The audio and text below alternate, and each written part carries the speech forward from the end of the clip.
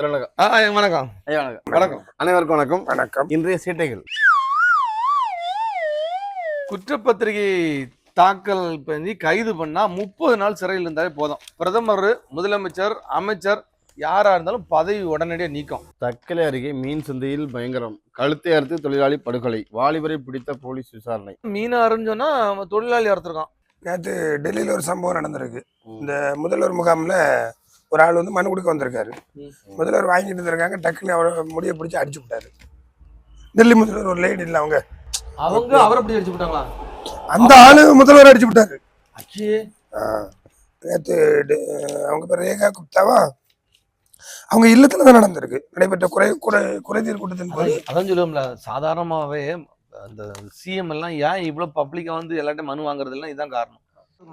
மனு அளிப்பது போல வந்து திடீரென முதல்வரை தாக்கினார். அப்ப பாவம் இல்லாச்சே. அப்ப நீங்க சொன்ன மாதிரி ஒரு பாதுகாப்போடு கிட்ட யாரையுமே சேர்க்க கூட அப்படி இருக்கணும். அப்படிதான் வைக்கணும். இனிமே இவங்க பண்ற செயல்களும் அப்படிதான் இருக்கு. சாதாரணமா இனி மக்கள் முன்னாடி வர முடியாது. என்ன திருப்புவனம் பாமக ராமலிங்கம் கொலை வழக்கு, திண்டுக்கல் தென்காசியில் எண்ணெய் அதிகாரிகள் அதிரடி சோதனை, கொடைக்கானலில் பிரியாணி கடைக்காரர் கைது. தமிழகத்தில் முதல் முறையாக வெளி மாநில தொழிலாளர்கள் கணக்கெடுப்பு உடனடியாக நடத்த அரசு ஏற்பாடு. எத்தனை பேருக்கு ஊருக்கு நடக்கான்னு கணக்கெடுக்க ஆரம்பிச்சாச்சு. முதல்வர் மு.க. ஸ்டாலின் அவர்களுக்கு 50வது திருமண நாள். மனைவி துர்காவுடன் சென்று தாயார் தயாள் அம்மாளிடம் வாழ்த்து பெற்றார். துபாய் சிறையில் உள்ள கணவனை மீட்க நடவடிக்கை எடுக்க வேண்டும். கலெக்டர் அலுவலகத்தில் மனு கொடுக்க வந்தவர்கள். குழந்தை கணவரை காப்பாற்ற முதலைகளுடன் சண்டையிட்ட வீர பெண்மணிகள். காஞ்சிபுரத்துல திருமண வரவேற்பு நிகழ்ச்சியில் நடனமாடிய பெண் மயங்கி விழுந்து சாவு, சோகத்தில் மூழ்கிய உறவினர்கள்.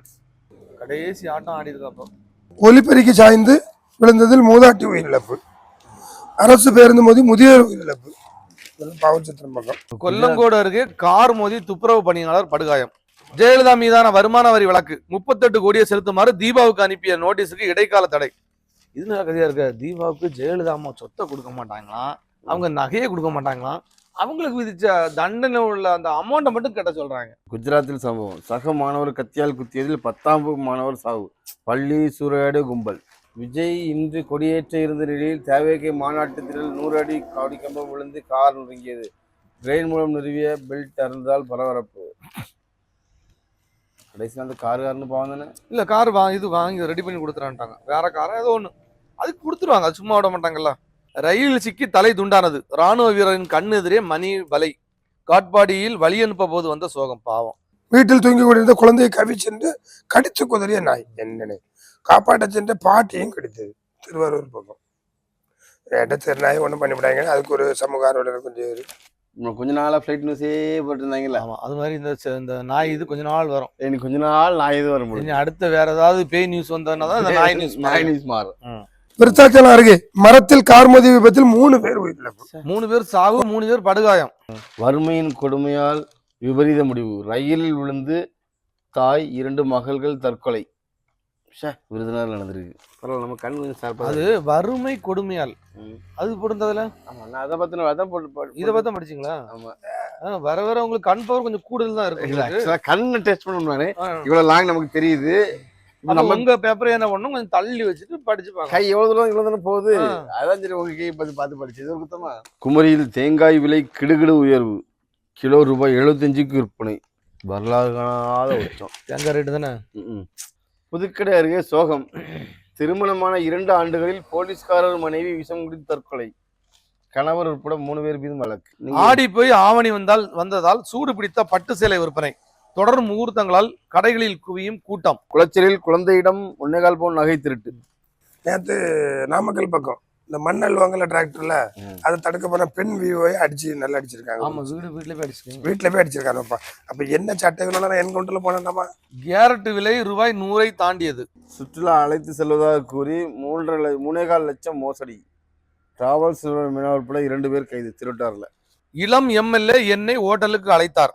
மலையாள நடிகை வெளியிட்ட தகவலால் கேரளா அரசியல் பரபரப்பு. என்ன எல்லாம் யாராவது ஹோட்டலுக்கு கூப்பிட்டா போய் நல்லா சாப்பிட்டு வந்துருவேன். ஹோட்டல்ல போனா சாப்பிட்டு வேண்டியது. ஆமா, அவிய போன ஹோட்டல் ஸ்டார் ஹோட்டலா இருக்கும். ஓ, இது சாப்பிட்ற ஹோட்டல் இல்லையா? சாப்பிடவும் செய்யலாம், சாப்பிட்டு ரெஸ்ட் எடுக்கலாம் அந்த ஹோட்டல்ல. அப்படி அது எனக்கு தெரியாது. நான் என்னன்னா ஹோட்டலுக்கு போவோமான்னு நீ என்ன கூப்பிட்டுன்னு வச்சுக்கேன், வா எங்கேயோ பரோட்டா கட்டா வாங்கி தருவான், பரோட்டா மட்டன் வாங்கி தருவான், நான் ஓடி வந்துருவேன். அப்படி எப்ப பார்த்தாலும் சாப்பாடு தான். நமக்கு அவ்வளவுதான் தெரியும். இப்ப விளந்தையாக வளர்ந்துட்டோம் நம்ம. ஆமா. 2 மணி நேரம் ரயிலை நிறுத்திய கரப்பான் பூச்சி. ஏன் ட்ரெயின் லேட் ஆகி வந்திருக்குன்னு ஒரு பயணி கேட்டதுக்கு ரயில்வே நிர்வாகம் பதில் கூறியிருக்கு. இந்த கரப்பான் பூச்சியால ஒரே தொல்லை, நடு தண்டவாளத்துல இருந்து படுத்துக்கிட்டு பிறகு அதை விரட்டி எடுத்து விட்டு அதுக்கப்புறம் தான் வண்டி எடுத்து வந்துருக்கோம்னு ரயில்வே நிர்வாகம் பதில் சொல்லியிருக்கு. ஆனா திருப்பதி கோயில் இருக்குல்லண்ணே, அங்க வந்து ஒரு பக்தர் 121 கிலோ தங்கத்தை பரிசா கொடுத்திருக்காரு. திருப்பதி ஏழுமலையானுக்கு 140 கோடி தங்க நகைகள் காணிக்கை செலுத்திய தொழிலதிபர். 140 போட்டிருக்குங்க. 121 கிலோ, 140 கோடி. திருத்தணியில் மரங்கள் மாநாடு, மரங்களை கட்டி தெளிவி முத்தம் கொடுத்த சீமான். அவரு ஆடு மாடு. ஆமா, இயற்கையா அவ்வளவு, அதுதான் நம்ம வாழ்க்கை, புரிஞ்சா?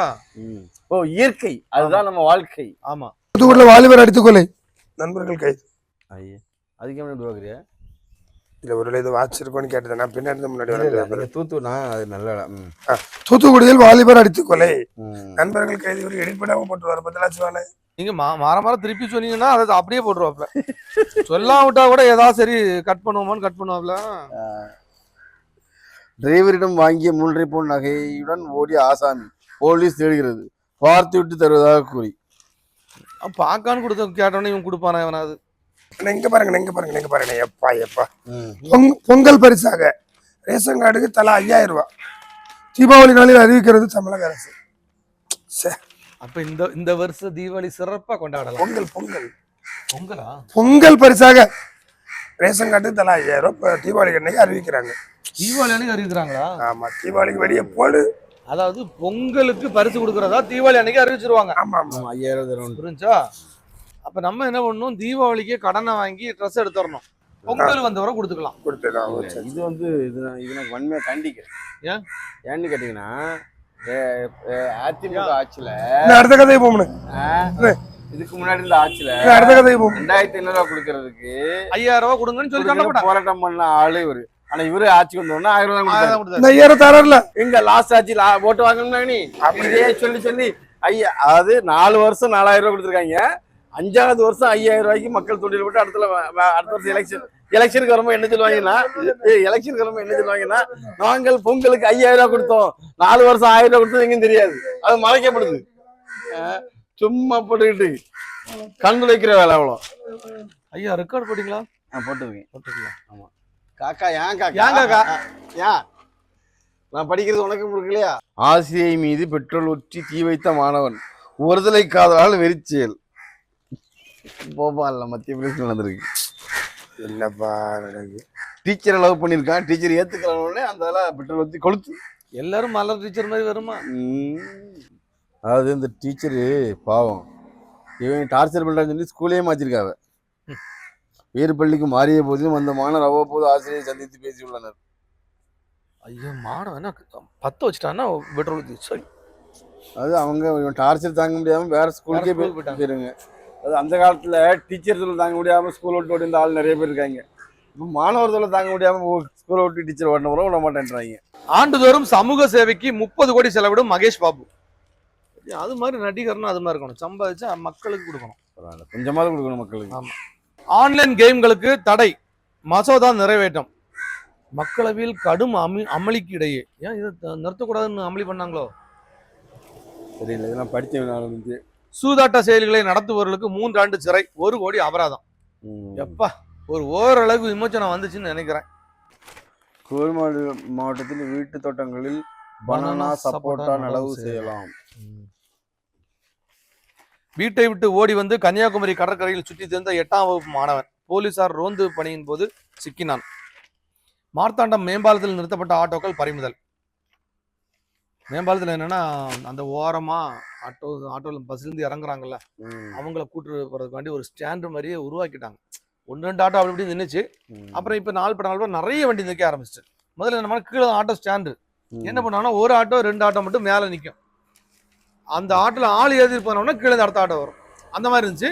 இப்ப போக போக என்ன பண்ணிட்டாங்க, அந்த ஓரம் ஃபுல்லாவே இடத்த பிடிச்சிட்டாங்க. சொல்லி பார்த்துருப்பாங்களா இருக்கும், கேட்கல. அதனால ஆட்டோ தூக்கிட்டு போயிட்டாங்க எல்லா ஆட்டோவையும். தேவைக்கு மாநாட்டிற்கு பேனர் வைத்த மாணவர் மின்சாரம் தாக்கி உயிரிழப்பு. ஆமா, பையன் அழகோல் இருக்கான். கம்பி இருக்குல்ல, அந்த கம்பி ஒரு 2 இன்ச்சு பைப்பு இருக்குல்ல, பைப்பை எடுத்துட்டு பைப்பு நடுற மாதிரி தட்டிட்டு மேல ஈவில. களியல் பகுதியில் போலி தேங்காய் எண்ணெய் நிறுவனத்திற்கு தயாரித்து வித்த நிறுவனத்துக்கு சீல். 507 லிட்டர் பறிமுதல். அதிகாரிகள் அதிரடி. இப்படி ஒவ்வொருத்தனும் அடுத்தவங்களோட உடல்நிலையும் இதையும் பார்க்காம பண்றதுனால தான் இவ்வளவு பிரச்சனைகள். அது இப்ப இது வாங்கி குடிக்கிறது இவன் குடும்பக்காரனும் எவனா எத்தனை வாங்கி கொடுப்பாங்க தெரியும், சரியா? இப்ப இவன் பண்ற மாதிரி தானே எத்தனை பேர் பண்ணிட்டு இருப்பானுங்க. அவ்வளவு மக்களுக்கு கெடுதல் தானே. வெறும் குருடாயில கொண்டு வந்து எசன்ஸை மட்டும் கலக்கி இது மாதிரி பண்றீங்க. அப்புறம் பார்த்தா முன்னாடிலாம் கேன்சருங்கிற நோயே கிடையாது. இப்ப என்னன்னா ஒவ்வொரு ஃபுட்லயும் அப்படிதான் இருக்கு. பழம் விற்கிறவன் அதுக்கு ஏதோ கல் போடுறான், அது மேல கேன்சர் வரும். முன்னாடிலாம் இயற்கையா பழுக்க வைப்பாங்க. அதுவே நெல்லுக்கு சாணத்தை மட்டும் தான் போட்டுட்டு இருந்தாங்க. இப்போ உரம் எல்லாம் இங்க கெமிக்கல் தான். யார் யாருக்கு முடியுமோ ஒவ்வொரு தொழில் பண்றவங்களும் அவங்களால முடிஞ்ச அளவுக்கு நமக்கு நஞ்ச கொடுக்குறாங்க நமக்கு. கண்டிப்பா நான் மட்டும் தான் பண்றேன், அவன் பண்றான், நான் மட்டும் தான் பண்றேன், இவன் பண்றான். ஆகமத்துல எல்லா பொருளும் நஞ்சு தான். நஞ்ச கொடுத்தா நெஞ்சு நட்டி வாங்கும். ஆமா. அதாவது இன்னொரு கதை. முன்னாடி நம்ம வந்து கம்பம் புல்லு ராகின்னு சத்தான ஐட்டமா தின்னுட்டு இருந்தோம். இல்ல இப்ப அதை தினாலுமே அதுவும் விஷம் தான். நீங்க வந்து கம்பம் எல்லாம் தின்னுட்டு இருந்தீங்க. கம்பம் கம்பு கேழ்வரகு. நான் அடிக்கடி கம்பம் தேனி போடி எல்லாம் போயிட்டு வருவேன். அப்படி ஒரு காமெடி பண்ணிருக்காரு. ஓ சரிங்க சரிங்க சரிங்க சரிங்க சந்தோஷமா இருங்க. என்னன்னா அவர் மனசு வேதனைப்படக்கூடாது. வேதனைப்படக்கூடாது. கண்டிப்பா எல்லாரும் சிரிச்சிருங்க. சொல்லுங்க மேட்ட சொல்லி முடிச்சிருக்கேன். நம்ம சோளம் அதுன்னு சாப்பிட்டு இருந்தோம். நம்மள எல்லாரும் நெல்லை தின்னுங்க நெல்லத்துக்கு வச்சாங்க.